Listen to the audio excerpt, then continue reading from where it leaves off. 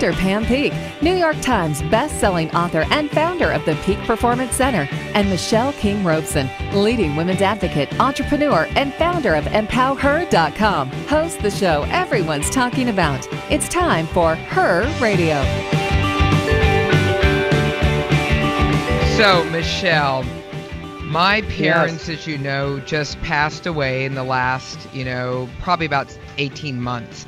And they were married 65 years. I'm not kidding. Oh, my gosh. 65 years. I know.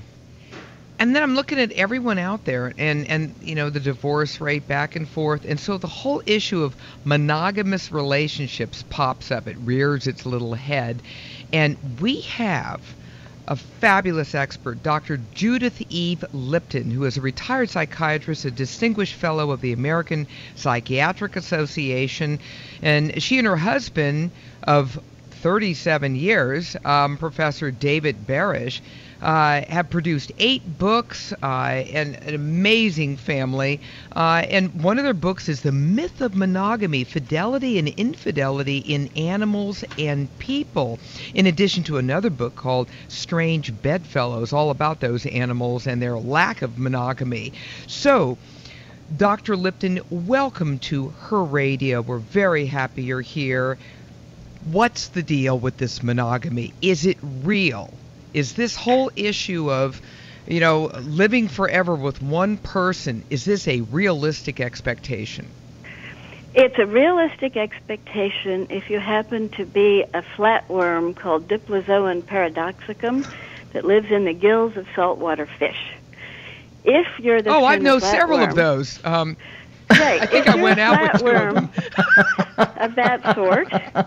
I want to meet one. You want to meet one? Well, you can look them up. If you're a flatworm, a diplozoan flatworm, you meet your life partner when you're a teenager.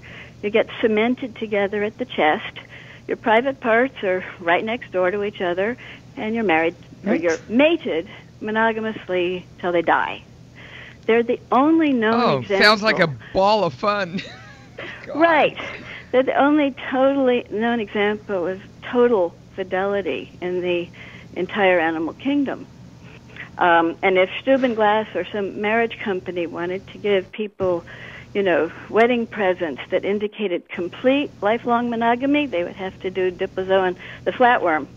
Certainly not swans. Monogamy. All right, let's run over people here, though. I mean, how does this jump from a roundworm to a person? I mean, we've got women out there saying, "Is this monogamy thing for real?" Monogamy, you have to distinguish between social monogamy, which means housekeeping, and sexual monogamy, which means who you go to bed with or who you have sex with. No culture, no people that are known in any culture have been sexually monogamous throughout history, neither males nor females. Housekeeping, social monogamy, is more common. And most of the time, for example, in the case of your parents married 60-some years, the common pattern in the United States anyways, to have social monogamy, maybe for decades, with what we call departures, which are adulterous episodes, or mate changing when you actually have other partners get a divorce and switch on to another, maybe socially or even sexually monogamous relationship. But sexual monogamy, all the scientific evidence indicates that sexual monogamy is not now, quote, natural, never was natural. It's a figment of culture. What's more natural is for people, both males and females, to be interested in multiple sexual partners for different reasons, and that men and women want different things at different times in their life. But there's virtually no one I've ever met who had no human who had only one sexual partner in their entire life. Most people go through a phase where they're a teenager, where they date, they hook up, they have partners, they might have early relationships, marriages. Sometimes those are broken up by infidelity, sometimes it's just mate changing. Then re-relationship commitments maybe to monogamy that are often violated because people promise monogamy when they're getting married and don't realize how strong the wish for multiple partners is. So they just didn't read the fine print. Well, why do we get married in the first place then? It sounds like marriage is kind of a waste of time then. I think marriage per se is an old-fashioned effort to manage children and estates and money. At least historically, marriage was a way that cultures identified whose children were whom and where money and power flowed. And so in most cultures throughout the world, True. First of all, men want to know, because men can't tell without DNA fingerprinting who their babies are. So marriage served men, particularly the institutions like PERDA, which locked women up. Marriage served men by guaranteeing that their babies were their own babies. But marriage also served throughout history. Think about the Habsburgs or the British royalties. Marriage serves as a way to maintain estates, to create empires, to manage property. And even my own children who are getting married are doing it because they need health insurance, car insurance, to manage their joint assets. Marriage is a Well, can I ask you a question? Legally, You've been married for 37. Well, you've been married for 37 years, and so why did you get married? For those reasons? I mean, if you knew this fantastic research, is that why? Well, when we initially got married because I had the opportunity to go to Maui to do part of my residency for 3 months. He'd been married before. David had 2 children. I had 1. We were going off to Maui for 3 months, and we thought it'd be a lot easier to be married, to buy a car, rent a house, have shared health insurance, than not. So we married really explicitly for the benefits.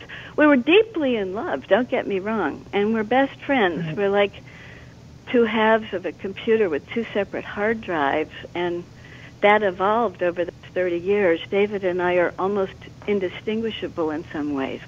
You're really not talking to Judith Lipton right now. You're talking to the Judith end of the Judy and David coalition.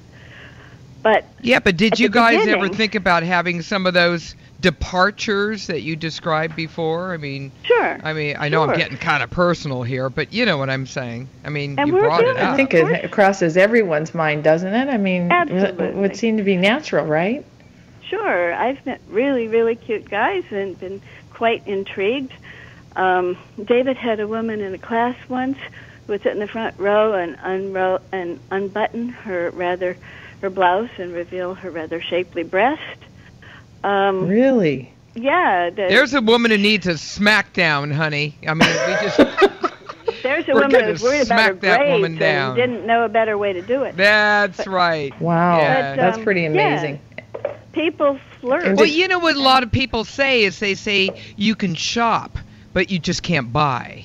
You know, so you see the you can read the menu. You just buy. You just can't order the menu. That's what David and I have done. We look. We're only human, but we climbed to the top of a mountain one time and signed an 11-page document, and part of that was a commitment not to have sex with other people.